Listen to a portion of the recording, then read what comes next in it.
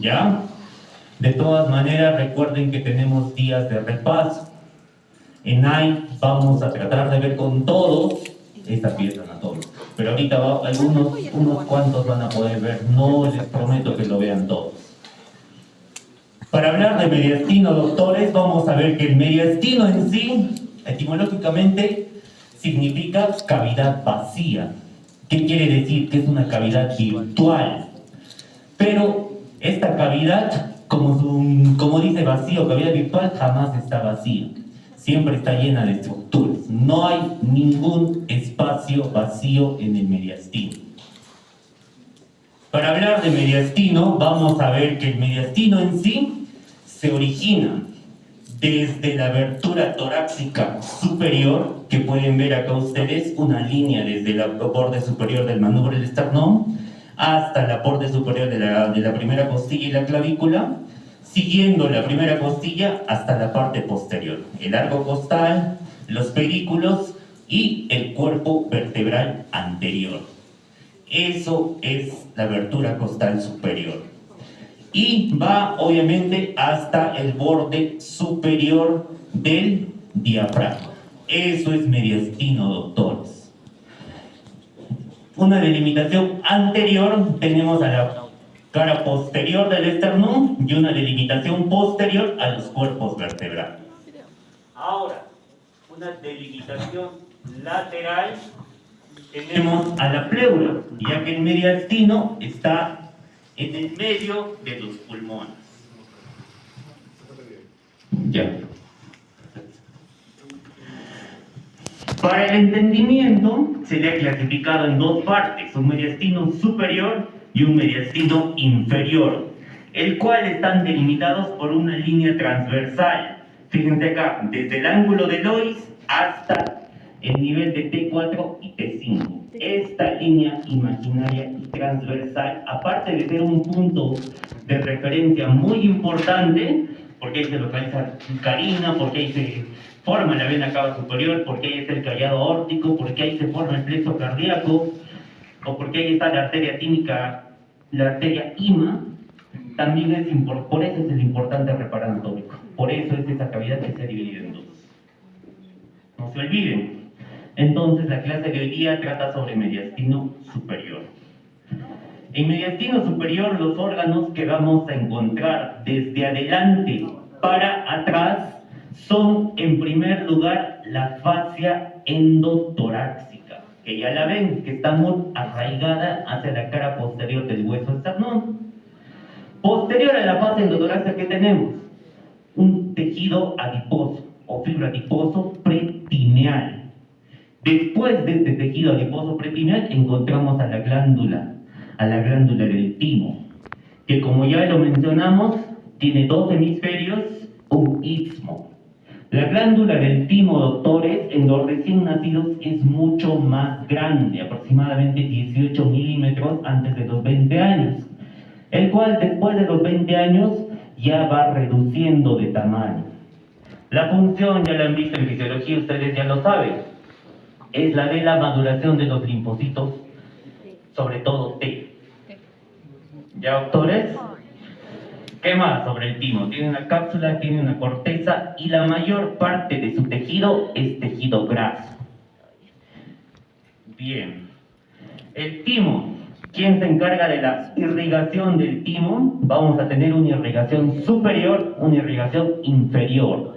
La irrigación superior o del borde de los polos superiores del timo está dada por las arterias tímicas superiores, ramas de la carótida interna, o muchas veces ramas de la arteria laringea.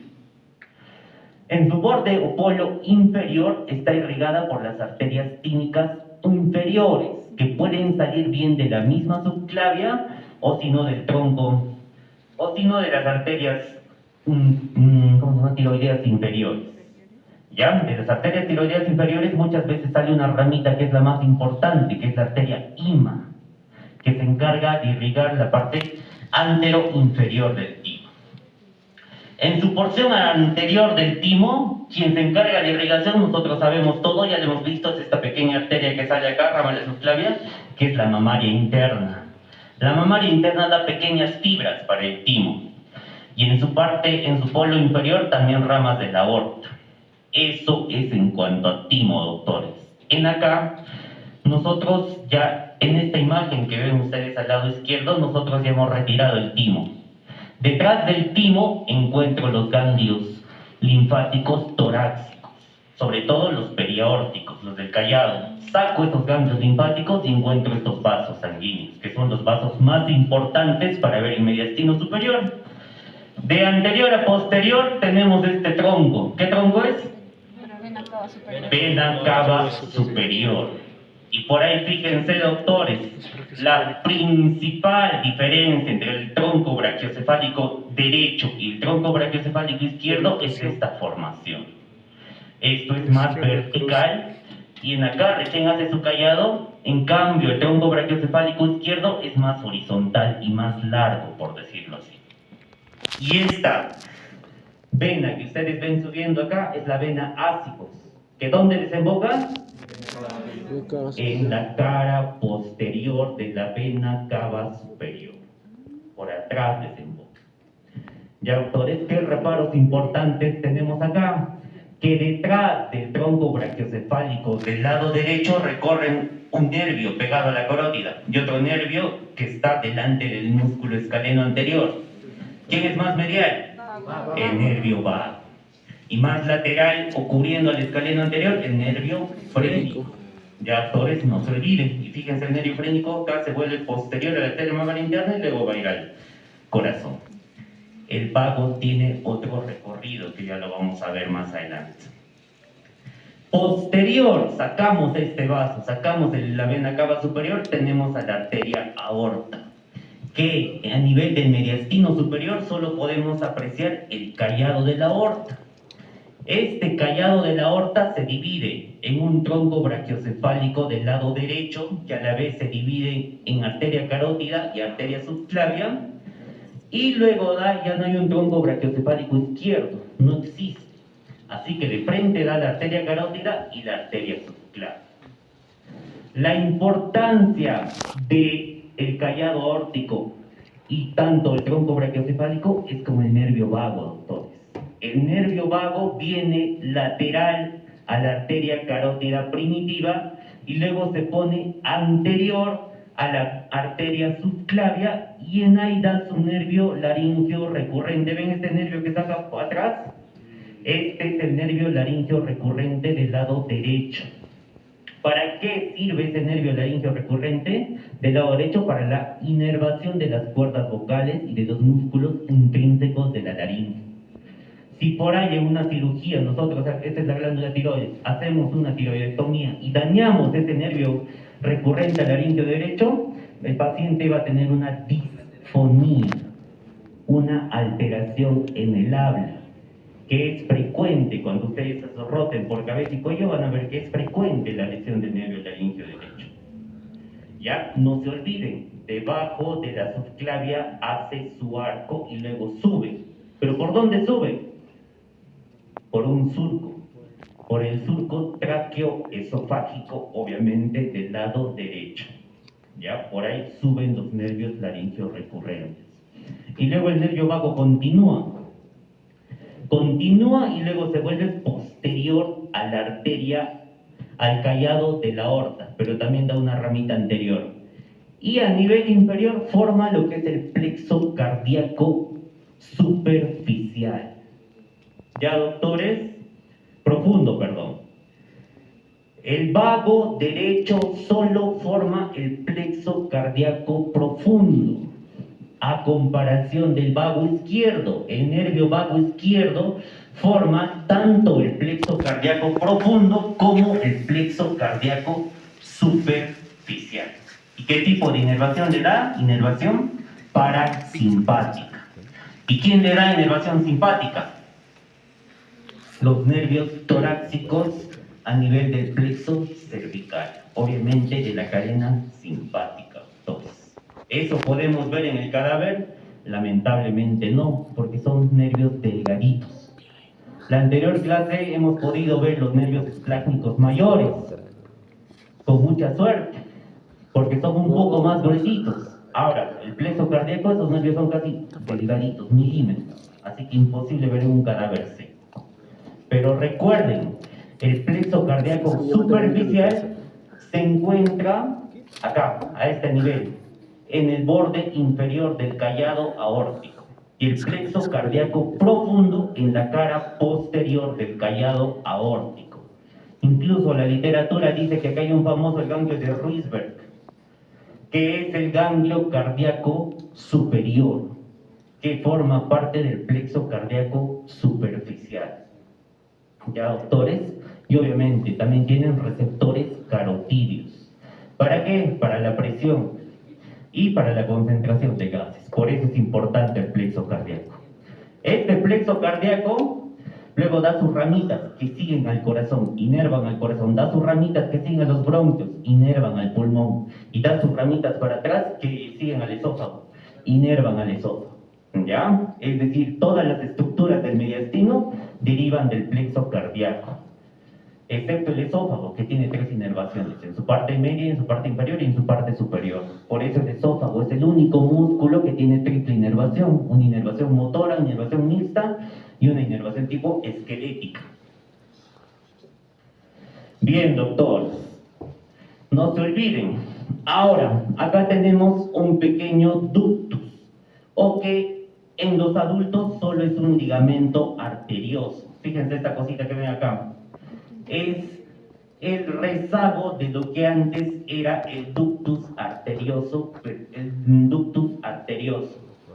¿ya? O conducto arterioso, que ahorita nosotros solo tenemos ligamento. ¿Por qué? Porque al nacimiento se cierra. Si nosotros tuviéramos un ductus arterioso persistente, sería una patología cardíaca. Ya el paciente tendría un tipo de ICC, tendría un soplo característico. Pero lo normal es que se cierre al nacimiento, doctores. Bien, sacamos estos vasos principales. Fíjense, ¿qué nervio es este? ¿Frénico o vago? Vago, doctores. Fíjense, el vago siempre va a ser más medial, y luego el vago se va por atrás.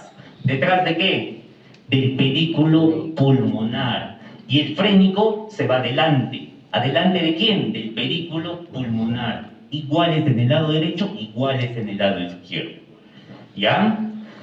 Siempre tenemos que acordarnos el recorrido. Y luego, mira, como el vago se va posterior, se vuelve obviamente izquierdo. Y luego se vuelve anterior. Y hemos visto en la clase de diafragma que el nervio vago izquierdo se hace anterior al esófago y atraviesa el diafragma. ¿Verdad? Ahí es el recorrido del nervio vago. Y obviamente el derecho ya también se va posterior. No lo vamos a ver acá. Bien, doctores. Sacamos el vago, sacamos la arteria carótida. ¿Qué tenemos? La tráquea. La tráquea se forma a nivel de C6 y termina a nivel de T4, dando lo que se llama carina. O sea, justo detrás del arco aórtico, ahí está la carina. Es un reparo muy importante. Algo que me olvidaba mencionar, que el nervio vago del lado izquierdo da su nervio laríngeo recurrente a nivel del callado aórtico y luego sube. Eso me olvidaba mencionar. Pasamos a tráquea. La tráquea también es inervada por el plexo cardíaco. Obviamente ya no se va a llamar plexo cardíaco, sino se va a llamar plexo traqueal y luego plexo pulmonar. ¿Y para qué es importante el plexo? Para hacer broncoconstricción y broncodilatación, sobre todo en pacientes asmáticos. No se olviden eso. Luego, detrás de la tráquea es importante para localizar los ganglios. Acá tenemos los ganglios paratraqueales y traqueales anteriores. Si sacamos la tráquea, vamos a tener a lo que es el esófago. El esófago, doctores, es un órgano muscular que forma parte del tejido digestivo. Sabemos que tiene 4 porciones y 3 constricciones. ¿Qué porciones tenemos? Nadie estudia el esófago. Tenemos una porción cervical, una porción torácica, porción diafragmática y abdominal. Y tenemos 3 constricciones. ¿Qué constricciones? La primera constricción es la que forma el esfínter esofágico superior, la tiroidea a este nivel.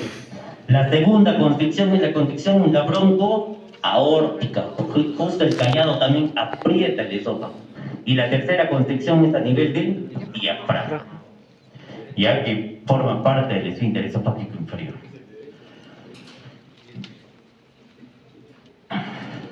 ¿Qué más tenemos? Miren, doctores, el nervio vago, cómo va lateral a la arteria carótida interna, y acá a nivel de la subclavia da su laringe recurrente. En cambio, el lado vago del lado izquierdo, a nivel del callado, da su nervio laringeo recurrente. Y fíjense cómo Karina, el bronquio principal del lado izquierdo sale justo debajo del callado de la aorta, mientras que el bronquio principal del lado derecho sale posterior a la aorta ascendente.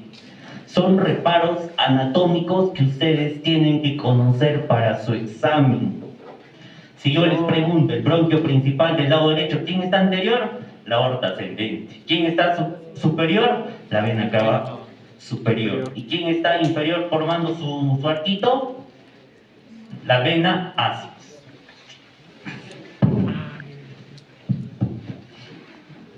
Bien, doctores, en un resumen, todo lo que hemos visto está acá. ¿Qué órganos tenemos? El timo, la tráquea, el esófago. ¿Qué arterias tenemos? Todas las que son ramas del arco de la aorta.